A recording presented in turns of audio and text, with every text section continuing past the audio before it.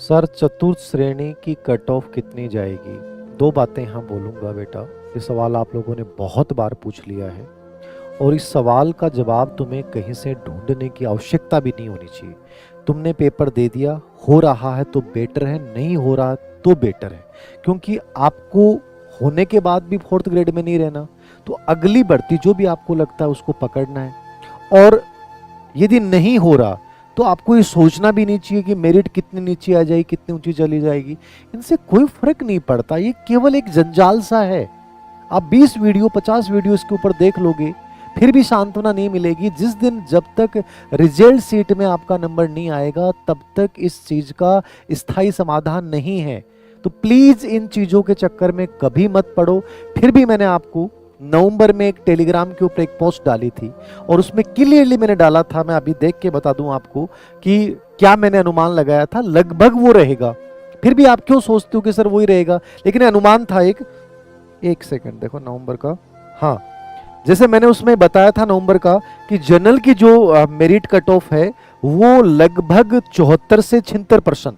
ये तब है जब पटवारी वीडियो का रिजल्ट यदि बाद में आता है, पटवारी वीडियो का रिजल्ट पहले आ गया, स्कूल लेक्चर वाले रिजल्ट पहले आ रहे हैं, ये सब रिजल्ट आ जाएंगे तो ये मेरिट और भी नीचे जाएगी। तो आप मान के चलिए कि जनरल में आप 72 के आसपास आपके परसेंट सही हो रहे हैं तो लगभग चांसेज हैं कि आप फोर्थ ग्रेड बन रहे हैं।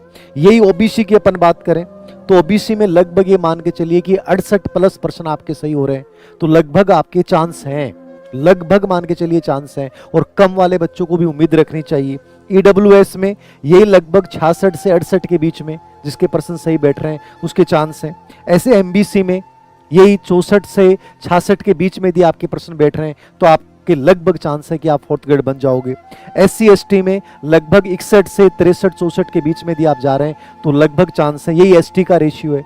जब महिला की बात आती है तो 2 से 3% और कम कर लो। यद्यपि आजकल महिला और पुरुष दोनों की सेम रहने लग गई है, लेकिन फोर्थ ग्रेड में अपन ये कर सकते हैं कि महिलाओं का रुझान उतना नहीं रहा, यद्यपि दिया सभी ने है। तो कुल मिला के मैं ये कहूंगा यदि ये सभी भर्तियों का रिजल्ट पहले आ गया और उसके बाद फोर्थ ग्रेड का आया तो मेरिट आपको बहुत कम दिखाई दे सकती है और 53,000 पोस्टें बहुत ज्यादा होती हैं। और मैं कह रहा हूं फिर से, जिसका फोर्थ ग्रेड में हो रहा है ना उसका 2-3 एग्जामों में और भी हो रहा है, तो उन सब को आप काट पीट दोगे ना तो नीचे आ जाएगी। तो प्लीज इन चीजों पे ध्यान ना दें। फिलहाल आपका पूरा फोकस जो होना चाहिए वो नेक्स्ट भर्ती या अगले सोपान वाली भर्ती है, उसकी तैयारी में जुट जाइए। केवल एक ये जंजाल है और इससे ज्यादा कुछ भी नहीं।